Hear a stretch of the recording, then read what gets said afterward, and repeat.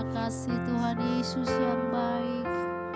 Segenap hati kami, hidup kami bersyukur setiap waktu, sebab Engkau baik bagi kami. Haleluya, haleluya Yesus.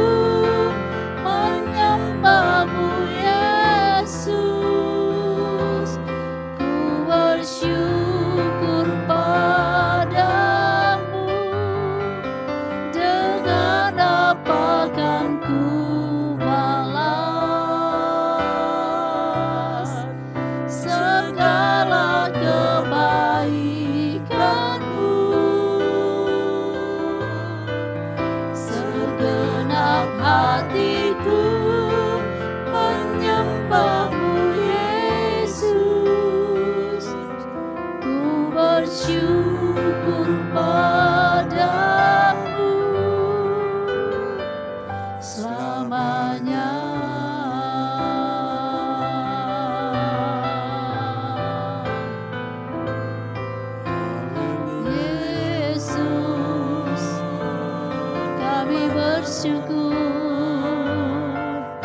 oh Yesus.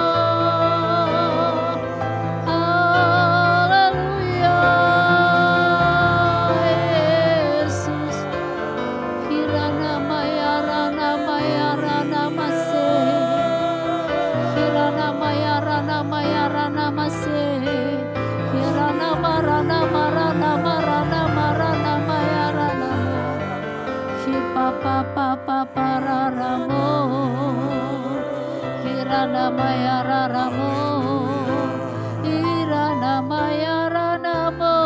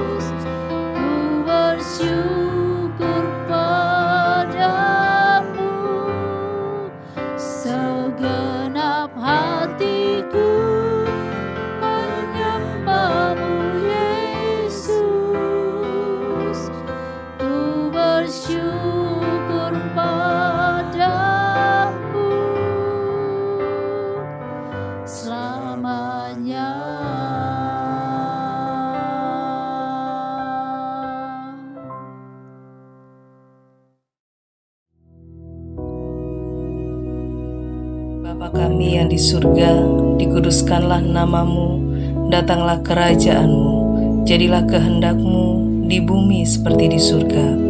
Berikanlah kami pada hari ini makanan kami yang secukupnya, dan ampunilah kami akan kesalahan kami, seperti kami juga mengampuni orang yang bersalah kepada kami.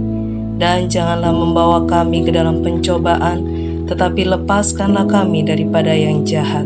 Karena Engkaulah yang empunya kerajaan dan kuasa dan kemuliaan sampai selama-lamanya. Amin.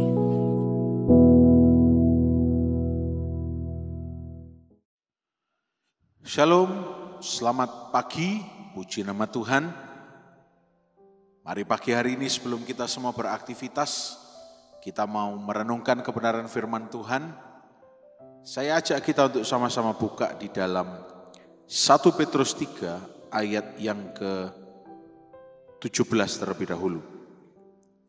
1 Petrus pasal yang ketiga, kita baca ayat yang ke-17. Firman Tuhan berkata demikian, sebab lebih baik menderita karena berbuat baik, jika hal itu dikehendaki Allah, daripada menderita karena berbuat jahat. Sampai di sini dulu pembacaan kita. Pertama-tama kalau kita mendengar kata menderita, kita pasti langkah yang pertama, level yang pertama, kita pasti akan berusaha menjauhkan kata suffering atau penderitaan ini dengan kehendak Allah.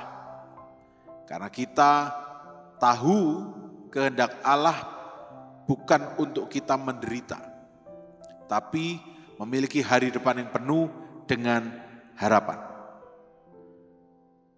Tetapi ayat ini justru kalau saudara baca dari perikopnya, dari ayat 13, kita tidak baca ayatnya, perikopnya dikatakan menderita dengan sabar. Nah, kita tahu ini bukan sebuah perintah supaya kita semua harus menderita, tapi ini sebuah seruan. Kalau kamu memang mengalami hal yang tidak mengenakan, kalau kamu menderita, jangan sampai kamu menderita karena kamu berbuat jahat. Tapi kalau kamu menderita mungkin karena persekusi, kamu dibenci, kamu dikucilkan, dan memang iblis yang jahatnya luar biasa itu selalu mencoba menggoda, menghancurkan. Makanya ayat 17 ini dituliskan, lebih baik menderita karena berbuat baik. Nah, menderita karena berbuat baik ini maksudnya berani membela yang benar meskipun melawan arus. Pak, tapi saya tidak mau menderita. Tidak usah khawatir. Kalau memang Tuhan berkehendak bahwa kita melawan arus, ada Tuhan yang akan menyertai kita. Ada Tuhan yang akan menjadi pembela kita. Dan dari ayat 17 ini kita mau belajar, ada hal-hal yang harus dilakukan ketika kita berbicara mengenai penderitaan karena berbuat baik, ya, atau melakukan sesuatu yang tidak nyaman bagi kita atau berat bagi kita, tetapi itu melakukan kehendak Allah. Ada 6 hal yang harus kita ketahui. Yang pertama, kita lihat di ayat 14, saudara bisa baca nanti. Yang pertama, be happy in suffering. Nah, ini sebuah hal yang aneh. Ada penderitaan tetapi disuruh be happy, disuruh tetap bersuka cita. Ini lucu. Ada penderitaan tetapi tetap disuruh bersuka cita. Ya, itu perintah firman Tuhan. Ayat 14 sendiri berkata, sekalipun kamu harus menderita juga karena kebenaran, kamu akan berbahagia. So be happy. Ya. Yang kedua, di ayat 14 juga, be not afraid of men. Jangan takut apa yang ditakuti oleh manusia. Jangan gentar. Karena apa? Karena kita punya Allah. Kecuali, ya saya katakan kesekian kalinya, kita menderita karena kita tahu kita sudah berbuat jahat. Itu memang hal yang harus kita tanggung. Kita tuai atas perbuatan kita. Tapi kalau tidak, yang kedua kita belajar, be not afraid of men. Jangan takut akan gentar akan orang yang ditakuti oleh manusia. Tidak usah khawatir, tidak usah takut. Ada Tuhan yang menjadi pembela kita. Yang ketiga, be not troubled by trouble. Jangan kita takut oleh masalah. Tetap maju. Tidak usah takut apa yang ditakuti oleh manusia. Hampir sama dengan poin yang kedua tadi. Karena apa? Tidak usah gentar. Kita tetap berbahagia. Karena Tuhan bersama dengan kita. Pak, tapi saya mengalami penderitaan. Saya ada kehidupan yang sangat berat. Tidak usah takut. Yang keempat, ini penting. Ambil suffering saudara. Ambil penderitaan saudara. Seperti layaknya untuk Tuhan. Ya, berkorban untuk Tuhan. Dan pegang Tuhan erat-erat di dalam hati saudara. Kita lihat di ayat 15. Kuduskanlah Kristus di dalam hatimu sebagai Tuhan. Dan siap sedialah pada segala waktu untuk memberi pertanggungan jawab kepada tiap-tiap orang yang meminta pertanggungan jawab dari kamu tentang pengharapan yang ada padamu. Tetapi haruslah dengan lemah lembut dan hormat. Lakukan semuanya itu seolah-olah kita sedang berkorban untuk orang yang kita cintai. Bukan seolah-olah, memang iya. Menderita kan? Iya. Harusnya bisa tidur-tidur di rumah, tapi diminta untuk menjemput, misalnya menjemput suami, ya, yang jaraknya 2 jam dari rumah, apalagi macet dan hujan. Itu pengorbanan, tapi karena saudara sayang, cinta, saudara melakukannya. Dan itu menderita. Tapi bukan menderita karena perbuatan yang salah, menderita karena kasih. Ya. Kemudian yang kelima, ini tidak gampang. Kita lihat di ayat yang ke-15 tadi, dikatakan, siap sedialah pada segala waktu untuk memberi pertanggungan jawab kepada tiap-tiap orang yang meminta pertanggungan jawab dari kamu tentang pengharapan yang ada padamu. Siap-siap untuk memberikan sebuah statement pertanggungan jawab tentang pengharapan, tentang kehidupan saudara, tentang perbuatan saudara. Siap-siap untuk memberikan tanggung jawab kepada mereka. Ya. Ketika kita berhadapan atau di depan kita ada suffering, bersiap-siap. Ya. Tetap kabarkan pengharapan. Tetap ceritakan kehidupan kita yang bersyukur. Tetap ceritakan kehidupan kita, tingkah laku kita yang mencerminkan orang yang tetap punya pengharapan, walaupun melewati hal yang tidak mengenakan. Ya. Kita tahu bahwa itu bukan rencana Tuhan untuk membuat kita ends up di situ, berakhir di situ. Tapi Tuhan selalu berencana untuk membuat kita melewati segala sesuatu itu berkemenangan. Melewati segala musim hidup kita berkemenangan. Dan yang terakhir, ayat yang ke-16. Dan dengan hati nurani yang murni, supaya mereka yang memfitnah kamu karena hidupmu yang saleh dalam Kristus itu, menjadi malu karena fitnahan mereka itu. Saudara, mari kita mau maintain, mari kita mau tetap menjaga sebuah kesadaran yang baik, conscience yang good, yang well, ya. Dengan cara apa? Hati nurani kita ini, behavior kita ini tetap murni. Hidup tetap hidup saleh, hidup benar di hadapan Tuhan. Walaupun menderita, tetap hidup benar. Maka nanti yang memfitnah kita, mereka malu. Loh, ternyata enggak seperti itu. Pagi hari ini kita belajar sesuatu yang unik. Menghadapi penderitaan, tapi harus be happy, tetap bersuka cita. Tidak takut, tidak goyah. Tetap memandang Tuhan.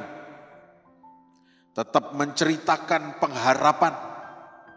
Tetap hatinya murni meskipun difitnah. Kita semua tahu, Tuhan tidak merencanakan kita untuk mengalami hal yang tidak sesuai dengan firman-Nya. Tapi kita semua juga tahu bahwa Tuhan menghendaki kita menjadi pribadi-pribadi yang hidup selalu bergantung kepadanya dalam segala musim.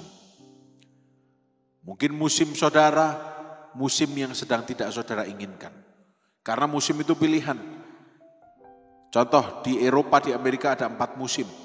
Ada orang yang hobinya summer. Ada orang yang sukanya musim panas. Tapi ada orang yang sangat tidak suka dengan summer. Sehingga ada namanya summer break, liburan. Dan mereka pergi ke luar negeri yang iklimnya berbeda. Ada orang yang sangat gandrung dengan winter. Suka dengan musim dingin. Ada orang yang sampai rela pergi ke luar negeri supaya bisa merasakan winter. Tapi ada juga orang yang sangat benci winter. Sehingga saat winter mereka itu pergi ke luar negeri cari yang iklim tropis, tidak ada winter. Semua orang memiliki preferensi yang berbeda-beda terhadap musim kehidupan. Ya. Nah, kita pun mengalami musim kehidupan yang berbeda-beda. Ada orang yang suka berada di musim ini, ada orang yang suka berada di musim itu. Tetapi kita yang bisa kita lakukan adalah 6 hal yang kita pelajari ini tadi. Dalam segala musim tetap ingat Tuhan, tetap bersuka cita. Tetap dicerminkan dari tindakan perkataan kita. Tetap hatinya murni, saudara. Melewati segala musim. Sudah berapa contoh di Alkitab, ada Daud yang dimurnikan ketika akan menjadi raja walaupun dia dikejar-kejar Saul. Ada Yusuf yang melewati berbagai macam, saya boleh katakan pemurnian yang luar biasa, besar-besaran. Akhirnya berkemenangan. Saat ini kalau saudara merasa ada penderitaan, ketahuilah bahwa itu bukan akhir hidup. Itu bukan jawaban terakhir dari Tuhan. Itu bukan jawaban Tuhan sama sekali. Tapi Tuhan menghendaki saudara melewati segala musim, tetap pandang Dia, tetap bersukacita, tetap bersyukur. Karena ada Tuhan yang sangat baik bagi saudara dan saya. Kita baca sekali lagi saudara, ayat yang ke-17. Sebab lebih baik menderita karena berbuat baik, jika hal itu dikehendaki Allah, daripada menderita karena berbuat jahat. Ini poinnya. Kalau Anda sudah berbuat baik, tapi Anda mengalami persekusi, penderitaan, lebih baik. Karena meskipun Anda mengalami persekusi, ada Allah yang akan menyertai. Yusuf mengalami persekusi, Daud mengalami persekusi. Tetapi mereka diangkat oleh Tuhan. Karena mereka berhasil, berkemenangan dalam musim-musim yang kelam di kehidupan mereka. Oleh karena itu, tetap sabar, tetap bersukacita. Tuhan menyertai kita semua.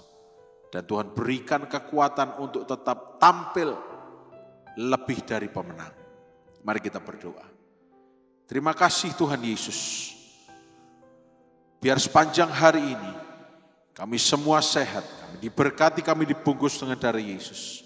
Apapun yang tangan kami kerjakan Tuhan Engkau buat berhasil. Terima kasih untuk firman-Mu.